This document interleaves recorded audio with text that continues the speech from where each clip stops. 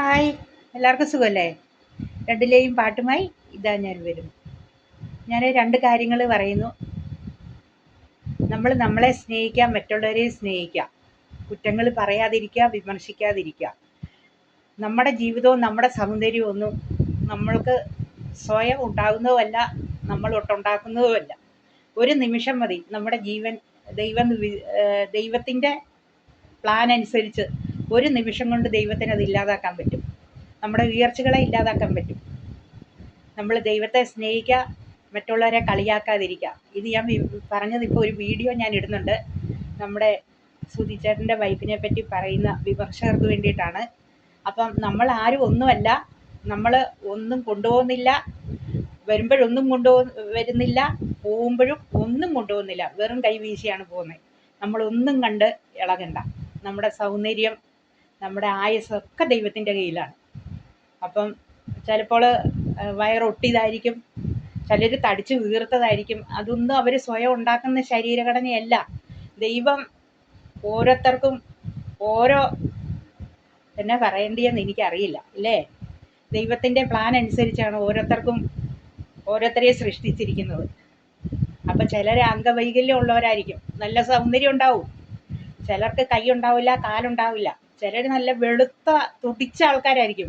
പക്ഷെ അവരുടെ ഉള്ളിൽ, വെളുത്തവരെ കുറ്റം പറയുന്നില്ല കേട്ടോ, അവരുടെ ഉള്ളിൽ എന്തൊക്കെയാണെന്ന് നമുക്ക് പറയാൻ പറ്റുമോ? ചിലർ കറുത്തിട്ടായിരിക്കും, കരികരാ കറുത്ത്, അവരുടെ ഉള്ളെന്താന്ന് പറയാൻ പറ്റുമോ? ചിലർ എന്നാ പറയുക, സൗന്ദര്യമൊന്നും ഉണ്ടാവില്ല, പല്ലൊക്കെ കിളന്നത് എന്നെപ്പോലെ. അപ്പോൾ ഇതൊരു പല്ലിന് ഗ്ലിപ്പിട്ടതാ കേട്ടോ. പല്ല് മൊത്തം ഇളക്കം തട്ടി, 4 പല്ല് എടുത്തിട്ടുണ്ടായിരുന്നു. അപ്പോൾ ഇനി ഇത് പല്ല് പിന്നെയും കൊണ്ട് കാണിക്കണം. അങ്ങനെ ഇളക്കം തട്ടിയിട്ട് വന്ന കുഴപ്പമാണ്, ഈ പല്ല് ഇരുന്ന് പോയി, അതാണ് ഇങ്ങനെ വന്നിരിക്കുന്നത്. അപ്പം ആരും എൻ്റെ പല്ലിനെ കുറിച്ചൊന്നും കുറ്റം കണ്ടെത്തണ്ട കേട്ടോ, ഓക്കെ? അപ്പം അതാ പറഞ്ഞത്, എല്ലാം തികച്ച് ദൈവം തരില്ല. സൗന്ദര്യമൊക്കെ തീരുമാനിക്കുന്ന ദൈവമാണ്. സൗന്ദര്യം ഒന്നും വേണ്ട മക്കളെ, മനസ്സ് നന്നായാൽ മതി. നമ്മുടെ മനസ്സ്, ആ മനസ്സിൻ്റെ ഉടമയാകണം നമ്മൾ, ആരെയും ദ്രോഹിക്കരുത്. അപ്പം ഞാനൊരു 2 ലൈൻ പാട്ട് പാടുക കേട്ടോ. അപ്പോൾ ആ കുട്ടിയെ വിമർശിക്കരുത്. ഈ പാട്ട് ഞാൻ ആദ്യത്തെ ലൈൻ തെറ്റിച്ചാ പാടുന്നത് കേട്ടോ. ദൈവം തന്നതല്ലാതൊന്നും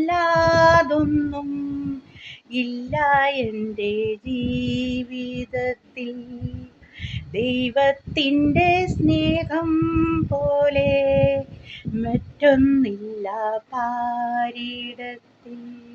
അതായത് ദൈവം അതാ ഈ പാട്ടിന് വേറെ രീതി ഞാൻ പാടാം. ദൈവം തന്നതല്ലാതൊന്നും ഇല്ല നിന്റെ ജീവിതത്തിൽ, ദൈവത്തിൻ്റെ സ്നേഹം പോലെ മറ്റൊന്നില്ല പാരിടത്തിൽ. ഇത്രത്തോളം ദൈവമെന്നെ കാത്തരുളിടുക പോലും. അതായത് ഞാൻ ഉണ്ടാക്കി പാടുകയാണ്. അതായത് ദൈവത്തിൻ്റെ സ്നേഹം പോലെ മറ്റൊന്നില്ല ഈ ലോകത്ത്.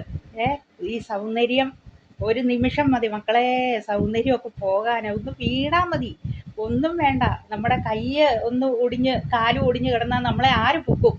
അപ്പം എല്ലാം ചിന്തിക്കുക, ഓരോ വാക്കും നമ്മൾ ഉപയോഗിക്കുമ്പോൾ സൂക്ഷിച്ച് ഉപയോഗിക്കുക. അപ്പം നമുക്ക് സ്നേഹിക്കാം. സ്നേഹം നല്ലതാണ്. എല്ലാവരും സ്നേഹിക്കാൻ പഠിപ്പിക്കുക. പക്ഷിജാലങ്ങളെയും മൃഗങ്ങളെയും മറ്റുള്ളവരെ ദ്രോഹിക്കാതെ, കഴിവതും മറ്റുള്ളവരെ ദ്രോഹിക്കാതിരിക്കുക. ഒരു മനുഷ്യൻ നന്നായി കഴിഞ്ഞാൽ അവരെ വിമർശിക്കുക, കുറ്റം കണ്ടെത്തുക, അത് നല്ലതല്ല. അപ്പം എല്ലാവർക്കും നല്ലത് വരട്ടെ, നല്ലത് മാത്രം വരട്ടെ, ഓക്കെ? സൃഷ്ടികളെ സ്തുതി പാടുവിൻ, നാഥനെ വാഴ്ത്തിടുവിൻ,